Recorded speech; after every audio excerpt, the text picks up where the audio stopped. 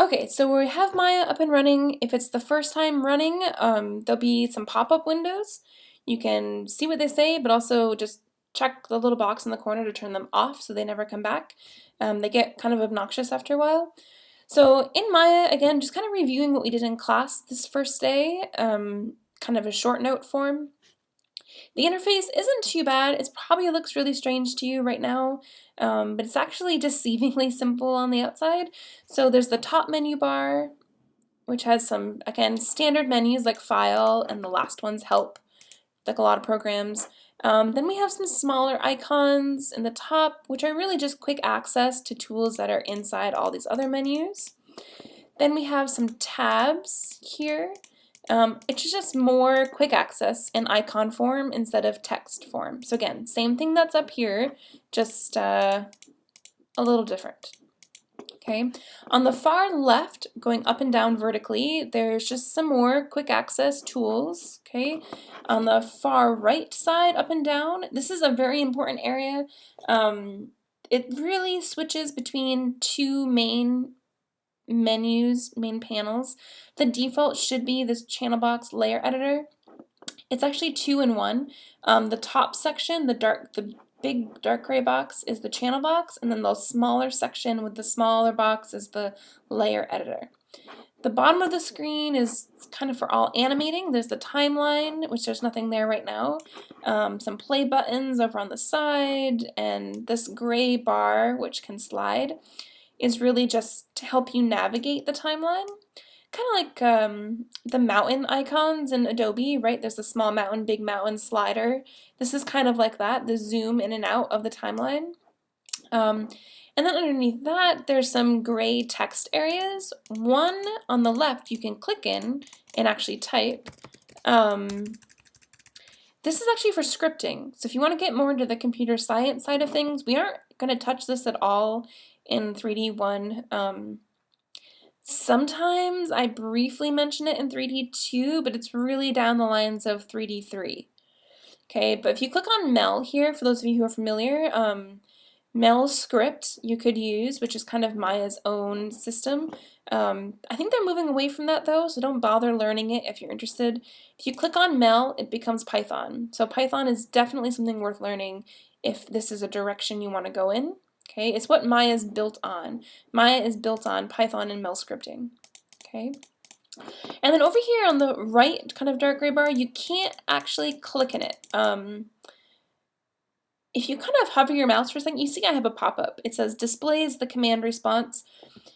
What that really means is it tells you what's wrong. It's going to yell at you a lot. It also turns colors, like it turns yellow, that kind of yellow, the pop-up window. It turns that shade when it's like a warning, like maybe you shouldn't do this. If it's something bad, it's kind of like a salmony pink red color, and it, that does it quite a lot. It never says you're doing something good, it just yells at you for doing something wrong. And then the big center area, which is the most obvious, is the viewport. That's where you're going to make everything. That's where you're going to model, animate, rig, light, texture, do special effects, everything, okay? Everything else around this, all the other menus, are just kind of organizing all the infinite tools and power that Maya has. So, and again, everything has menus also. So you notice the viewport has its own set of really tiny icons along the top. It also has its own menu up here, show, lighting, shading, view, which is so much fun. And then in the channel box over here on the right hand side, again, this panels have their own menus as well. There's very few things that don't have menus. I'm trying to think of an example, but I can't think of any. Even down here in the timeline, it looks deceivingly okay, no menus down there, but if you look over to kind of this where it says no anim layer or no character set, there's menus in there too, so they're everywhere. And again, in the main menus up here, they just keep going, so one into the next. They're pretty infinite in that regard. And any little box icon you see usually means you should click it. So for example, if I go to mesh right now and I see smooth and there's a box, I should probably click that. The box is just more menu items that can't fit in here. So these are the menus for Smooth, and Smooth has its own set of menus in here as well, which is, again, just infinite information. There's a lot to take in, and it just keeps going. It just keeps scrolling. Just kind of keep that in mind. So maybe it looks really intimidating right now to you, but it really shouldn't be. It's just another software, just like Photoshop or Premiere or something. It's exactly the same. It just has a lot of other hidden magic powers, I like to call them. Yeah, it just keeps going forever. So just to navigate in here, it's a lot of rambling. Holding Alt all the time is a really good idea. So holding Alt is how you're going to navigate. So by holding Alt and left mouse button, I'm going to rotate the grid like this. And I'm actually not turning the grid. So right now it may seem like it's the grid that's moving, not you. But you're actually inside a virtual camera and you're moving that camera. The camera's invisible, so you can't see it. But imagine you are, again, in like a video camera and you're looking at something. You can move yourself around to see a different view. Nothing in here is actually moving. Okay, and again, you kind of get that sense using the compass. The compass is in the bottom left corner, the Y, X, and Z. Okay, so you can kind of see how that changes. So Alt left is rotate, Alt right is zoom, and Alt middle is pan. Okay, so I minimized Maya for a second. You should have downloaded the test project in class today, 372 examples. It's going to be a zipped file when you first download it, so make sure you unzip it before using it. We're going to be using this a lot, as I mentioned, so just try to keep it on the desktop at school or on a flash drive somewhere so we can keep adding files to it. Again, this is actually a project structure that Maya creates when we make a new project, so I already made one for you guys. If we open it, it has a default set of folders on the outside, the first level. They all have different purposes. The most important two are scenes and source images. So scenes is where all your models go, your animations, and then source images is where things like references and textures and any incoming image data goes here. So inside source images, there's some pictures already. Again, kind of references of cup, which was one of the models in the scene file, or references of a table. And again, they're just reference, so don't feel like you have to make things exactly like the reference that you have, unless, of course, that's your job, to replicate objects in the real world. But again, it's just kind of use it as a guide. A lot of times the hardest thing about 3D modeling, which we'll get into on next class, is proportions, like keeping in mind how tall a cup is or the ratio of tabletop to height, things like that are very easy to kind of get skewed. So just reference is very useful. Don't feel like you're cheating if you use reference. Everyone does. You should use reference, okay? And then under scenes, we just have the one scene file for right now, so I'm just going to double click on this to open it. Whenever you have a scene file open, Maya is minimized right now, so I'm still going to get these pop-ups. Do you want to save or not? You can. It's just a blank scene right now. I was navigating in. There's nothing else there, so just don't save. Again, it's only really anything you touch is going to ask you to save. So I open this up and it looks just like this. I haven't touched anything. If I were to close it right now, it wouldn't ask me to save.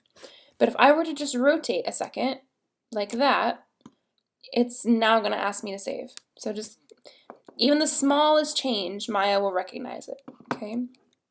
So again, we're in here.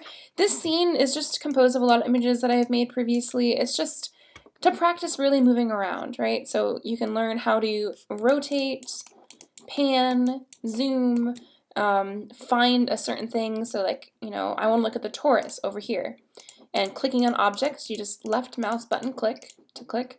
I think it's turning invisible because of the screen capture software I have running to make this video, so yours should not hopefully disappear. That'd be a problem. So I'm going to go over and look at this torus. So I'm going to go ahead and just practice panning and zooming and rotating just to get myself over there. Now, we talked about this a little bit. If I go to rotate right now, I want to rotate around this object. I can't, right now. I'm rotating around some other point. See, I'm staying on the same side. So if you ever want to rotate around something or navigate quickly, so if I wanted to navigate really quick over to this magnifying glass, I'm going to pick on an object like this and hit F, the key. So F is kind of like find or focus. And it's going to frame it, I guess frame too, frame it nicely in the viewport with some padding around it. When I rotate now, I'm centering my camera. Remember, you're in a camera, so I'm centering my camera around this object, which is so much nicer than trying to do it manually. Much less clicking is involved. So if I zoom out, I'm still zooming around this one point, which is cool. And again, just to kind of talk about that again, if I come over here to the cup, try to rotate, I'm rotating around this, but if I hit F and then rotate, I'm rotating around the cup, okay? Oh, good. And again, there's a various, bunch of objects. There's a pillow, what's supposed to be a pillow anyway, a box, a torus, a tin cup, just like that reference picture I just pulled up. There's like a little ring, just some plain spheres over here, a strange cup, a bowl, a plate, and a fancier, kind of more intricate platter, and of course the magnifying glass. And to see all these objects, like maybe there's something in here that you don't know, or you accidentally have two bowls instead of one. You can't really tell in here. So we like to use the outliner, which is under Window and Outliner. This is something you should always have open, especially in the lab when you have two screens. Make use of all of the screen space you possibly can. So the outliner should definitely be over on your second screen. It's kind of getting in my way, so I'm going to embed it in my viewport. So to do that, I'm actually going to close it, and I recommend, if you're on a laptop, I highly recommend you try this, because again, it's going to kind of just clean up your workspace. I try usually to always have two screens, but it's not always possible, so go ahead and close it. On the far left panel, there's some larger icons near the bottom half of that panel. The first one is perspective, just one giant diamond. That's what we're in right now. This is a single perspective view. Okay, the second one has 4 squares. If you click on this, this is 4 views, and this is just the same as perspective. It's just different cameras. So these are 4 different cameras that exist right now in your scene. They're all invisible. So the top camera up here is a perfectly orthographic view of the top of your scene. There's no perspective distortion at all, like fisheye lens or something. So when I zoom in really close over here, see how objects, they kind of distort a little bit. It's hard to tell with these, there's not much to them, but they are changing, again, because there's perspective taken into account, just like in the real world. Orthographic views don't have that, okay? So there's the top, and it's also important to note that you cannot rotate. See, I tried to rotate and it says orthographic views cannot be tumbled. Okay, so it means I can't tumble around. All I can do is pan and zoom. Okay, same in the front view. This is the front of all your objects, which can be a little confusing because there's some behind the grid and some in front of the grid. Has to do with the depth. And then the side view as well. Okay. So there they all are. And I don't know if I mentioned this or not in class, but if you hit A on your keyboard while in a viewport, it's gonna it centers all the information for you. Now this might look strange because it's not technically centering, it's doing it properly. So there's objects right now that are hidden, that are bigger. So when I hit A, it's including those hidden objects. So technically this is correct, it's showing me the whole scene. Usually though, if this was all you had, it would focus in on just these objects like this. And it's a really quick way to see everything that you have. I actually use it quite a lot if there's something missing. Like let's say this cube, I'm going to my move tool. Remember those tools are W for move, E for rotate, and R for scale. W, E, R. So I go to W, and let's say I accidentally move my cube way far away, over there somewhere. And I'm back here, I'm like, hey, where's that cube? I don't know. I'm going to hit A, and it's going to zoom way out. That tells me that there's something far away that requires the camera to get out there, and I can see it's right there. I can bring it back in and then hit A again, and it's going to recenter on everything. So it's a good way to find any outlier objects, other purposes too, but in general that's what it's good for. Anyway, so back to what I was talking about. The for view is here, and then underneath that for view on the left, there's a two, one with like a list and one with a single diamond. This is perspective and outliner. So this is what I always use when I'm working on my laptop. Again, it's a little, it's kind of, I mean, it shrinks your viewport, which isn't the best thing, but it's easier than having a floating outliner hanging out. I often lose my outliner, especially on a Mac. It like hides behind my main window, or I pull it down too far that I can't grab it below my dock, and just kind of keep an eye on that. I don't know, this third one down, excuse me, it's kind of, it keeps it right there, so it's really easy. And also remember, I know there's a lot of hotkeys to remember when we start out, but spacebar will full screen whatever view your mouse is inside of. Not clicking, you don't have to click, just existing. So my mouse is here in the middle. When there's only one view, it's going to go back to the previous view if I hit spacebar again. So I hit spacebar, it brings the outliner back. So if you're not using the orthographic views, the front, the side, the top, this is the easiest way to work in terms of, where'd my outliner go? I just hit spacebar and it's back. Okay, so again, that's that third icon on the left. Usually, that's how you get in and out of the orthographic views. So if you want to go back to that, again, it's that second icon over here. If you hit spacebar on the top, I didn't click or anything. My mouse is hovering over this viewport. I'm going to hit spacebar, and I'm entering the top view only. Spacebar goes out, put my mouse over the front view, over here. Again, I'm not clicking. Hit spacebar, and now it's the front. And again, I know which one it is because of that text on the very bottom. That's the name of the camera. Okay, spacebar to go out, spacebar over perspective, and I'm back. And again, back to the outliner, I'm going to keep it open like this for most of the videos, I think, in class, just, again, because the smaller screen. And I can't screen capture both monitors, so this will make it easier. Alright, so in the outliner, this is where you're going to find everything, right? This is how you know how many objects you have.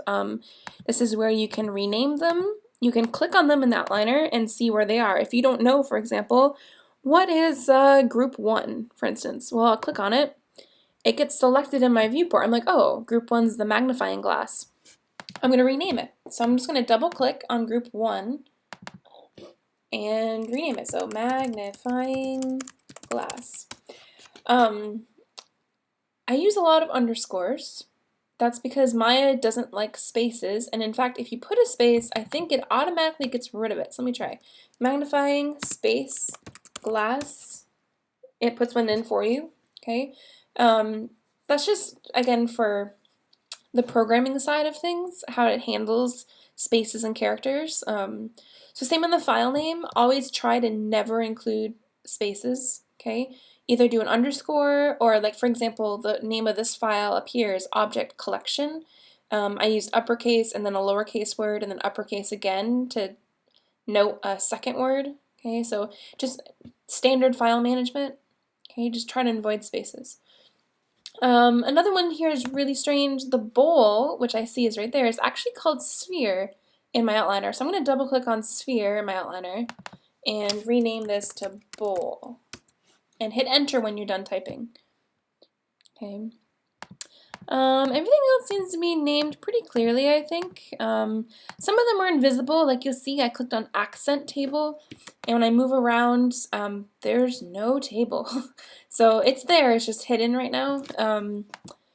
And the platter, the plate, the large table is also currently hidden. Cube, the balls are here. We can group them together, so remember how to group. You could either select objects in your viewport holding shift, so 1, shift, click, click, and I'm holding down shift the entire time to get all 5. Or in your outliner you can grab them. Now think of the outliner just like any other file structure. When you hold, let's say I click plain cup, and I also want the cube. If I were to hold Shift and click cube in the outliner, I'm going to get everything in between, just like I would in like a file browser. Okay, but in the viewport, if I want the bowl and the cube, I have to hold Shift. Okay, but again, the outliner is Control. Bowl, in a Mac's case, it's Command. Bowl, Control/Command, cube, and then I get just the two. So it's a little hard to get used to in that, but just remember that the outliner is like a file, like yeah, like a folder. Okay. So I'm going to go ahead and group ball 1 through 5. So I'm going to grab these guys. Now in the outliner right now, they are in order. There's ball 1, 2, 3, 4, 5. I can hold Shift to get number 5 and get all of them in between. Okay, again, just like files. To group them, Command G, or again, Control G, okay, to put into a group. You can rename the group always. I'm going to call this ball space group. And now the space is automatically going to turn into an underscore when I hit enter. Okay. The pivot for the group is probably the same for you as it is for me. It's going to the origin. Now the origin is, again, the center of the grid, 0, 0, 0, right? No position data. Okay. Some of these have different pivot points. Now the pivot point is, again, where that manipulator, where the move tool shows up. So remember, move is W. Okay. And again, that's disappearing because of the software. So it's different for different objects. Most of them are in the center, but again, if I click on the group, that center of the group is at the origin. What this means, if I go to rotate the group with E for rotate, okay, and I want to rotate around the ground plane, which for me is going to be in Y. So just think of the colors, right? So I know the little compass, Y is green, so I'm going to grab the green line, and it's going to rotate. See how it avoids the origin, right? So that's the point of rotation, the pivot. Okay. And again, same with moving, like this cup can move here. Go to W for move, and click on the arrows to actually use it. Now this is a problem because the handle is not coming with me. Let me zoom in here. I hit F just then to zoom in really quick. Why isn't the handle going, right? So I could like estimate it back. I'm just gonna hit undo. Remember, undo is just Z, okay? All by itself, just Z. And that was one move. Click back, there we go. I had to hit it a few times. So there it goes, it's back to where it was. Now the problem is that I can hit the handle and move it, hit Z to undo. If I wanted to move the entire cup, the base and the handle, I just need to move the group. Okay, so I see in the outliner that I have a tin cup in a group, and it's a group because I have that white rhombus shape with the red arrow. Okay, so I'm going to click on the group in the outliner, which I can do here. Now I see the entire cup is selected. Before, when I clicked on just this is green. The handle is not green. Okay, so I'm going to go back into tin cup, the group, and move it, and it will all go with me. Perfect. Okay, I'm going to go to the cube. Again, remember to use F to find something really quick. Hit F. So here it is, and I want to rotate this object. So rotate is E, rotate. Cool. R is scale. And with scale, the one in the middle, the little cube in the center, scales proportionally in all directions, whereas the ones on the end, the colored ones, scale in only one direction, right? So I could scale this way, flatten it, I could scale up and down, or from the center is proportionally bigger or smaller. And also remember, you can always use the channel box if you want. I have all this data over here on my cube. I have translate, which is position, translate X, Y, Z. I like where it is, I'm not going to change that. Rotate X, Y, Z. I'm just going to type in 0. Now I could do this one at a time. I could go to 25.6 or whatever it says, type in 0 and enter, and it will cancel out the rotation in that direction. But if I want them all to be 0, it's faster to just, oops, low battery. It's faster to just select all 3 text fields first. So I'm going to hover over this 0 I just entered, drag, I'm holding down my mouse, clicking and dragging to get all 3 rotate values, then letting go. The last one is selected. I'm going to type in 0, the last one's going to change, hit enter, and all 3 of them go to 0. Same with scale. I'm going to highlight the text on scale, so scale 1, 2, 3, let go. The last one selected. Okay, now the scale is different than translate and rotate, right? Translate can be 0, the origin of the screen. Rotate can be 0 with no rotation, but scale, if it's 0, it doesn't exist. Okay, so the default scale is 1 by 1 by 1. So I'm going to type in 1 on this one value, on this last one I selected, and hit enter. All 3 go to 1. Okay. Now it still looks really strange. Trying to figure out why. I think it's because I rotated it and then scaled it, and then put scale back, so it's a little messed up. It's not exactly its normal self. That's okay. You can always hit undo. There's quite a lot of undos in Maya. I'm going to hit Z here. There, and I'm back to default. It records quite a lot also, so don't be scared to go too far without being able to undo. There is a limit though. I think it's like 50 things, which sounds really big, but when you really get intense into modeling and you're really working hard, and it's really easy to quickly go past that 50. Takes a lot of operations to go from something like a cube to something like a magnifying glass, which, again, a lot of these objects were modeled from basic shapes like a cube or torus or sphere into something more complicated. Okay. Now I want to see how much battery life I actually have, because I think it's lying to me. 7%. Okay, I'm going to go grab. Okay, so I'm back from plugging my computer. I know this is probably the most boring video we'll have all semester. It's also the easiest, hopefully. However, this is critically like the most important aspect of modeling and animating of everything, is being able to move. If you can't move quickly in Maya, you're going to handicap yourself. Just really make sure you can do this. So again, just to review, first to rotate, Alt left mouse button, rotate around. To pan, Alt middle mouse will pan. To zoom, Alt right mouse will zoom. Okay, there's also the wheel, the mouse wheel, will zoom for you. To find something, to make it easier to see something, or to get closer, to rotate around something, select the object by clicking and hit F to focus. Then you can rotate around that object. Okay, so grouping, okay, so if I wanted to, let's say I wanted all these objects in a group, I can also, I know we talked about clicking, but you can also marquee select, so drag over everything, here they all are.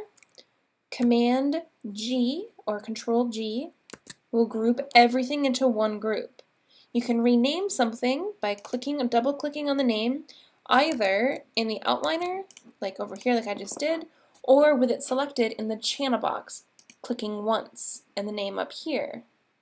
So either place works, doesn't matter. So I'm going to call this master group. Enter when you're done entering a name. I actually don't want them all in a group, so I'm going to undo that real quick. Because I want to give this scene to you guys. So undo that. Okay. And the last thing we didn't really talk about yet, oh, before I get to that, move, rotate, scale, click on an object, W is move, E is rotate, R is scale. Okay.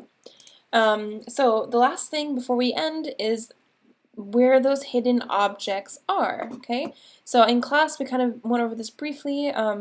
Over in the channel box in the display layer portion, the very bottom, you'll see a layer, layer 1, and it has 3 little boxes to the left. There's one that's blank, one with a P, and another one that's blank. It's the first box you want. Okay, so I'm going to hit it once, click in that first box. It goes from blank to being V, okay, V for visibility. Okay, so visibility off, visibility on. When it's on, I can rotate around. These are the objects that were hidden. Okay, just more stuff. the large table. This is the accent table, which we saw the reference picture for. Folding table, and then there's like a cot bed over here, which is where the pillow goes. So the point of this scene and the point of taking it extremely slow in class the first day is just to seriously practice. It might feel ridiculous. I feel ridiculous doing this, but just moving things around. So if I want the pillow to go on the bed, I'm going to move it over here, practice moving it up, hit F to zoom in, right? Now, when objects intersect, right, just object placement, you know, if it were to perfectly, barely touch, it's actually going to look fake. It's going to look like it's floating, okay? So, in general, I tend to just let my things kind of intersect here, just let it make contact. And again, we're just going to move things into place, rotate them around, get them into position how you want. Scale it if necessary. This scale looks okay to me. The size comparison between the two, put it in right there. Right, I can move a table if I want to move this one. I can't because they're in pieces, so I need to find the group, which is the folding table group right there. Move it next to the cot. I could scale it with R, right, depending on how big I want, which I think this is, the cot reference I was using is pretty short, so I think this is actually surprisingly accurate. I think it's around there to the bed. I'm not quite sure. I think it's good. Okay, practice moving that around. Maybe I want to practice putting something on top of the table, like this cup, which is again in a group. So I'm going to go to my outliner, click on the group, and move it over. And again, if it's taking you a long time to get this, don't worry about it. Just keep moving things around to get the hang of it. Set up a scene, okay? So I'm going to kind of put it on the table, which that's a not too bad size either. Not too, that's okay. I like that size. Maybe it's a little big, I don't know. Maybe I want to practice scaling. So I have this giant table, which is obviously too big. So I'm going to take the large table, again, it's a group, and scale it down from the center, which is proportional. So I'll make it lower. Maybe it's more like this, which looks good. This table looks a little too small. Accent table, again, it's a group. I'm going to scale it up, taller, maybe not as tall as that table, but bigger than it was. All right, just practice things like that, and it will really help you out. Put the bowl on the table. I'll move it up, move it over, hit F to find it, and place it on the table. Carefully. Yeah, it's kind of hard to see depth in here too. Sometimes, I know this is going to look really strange, but sometimes you have to go inside the object. So I'm going to look at the edge of the table, and I'm going to zoom in until I'm in the table. And it just looks like nothing, but I'm going to move this bowl down, and there it is. See it coming through the top of the table? So I'm going to kind of let it so it kind of peeks through a little bit, and then I know that it's definitely intersecting, which that might be too far. So I'm going to pull it back up a little bit. And again, to be able to do this kind of thing with careful zooming and positioning of your camera, you need to seriously practice how to move around Maya, how to navigate just with your mouse. Don't worry about all these settings and tools.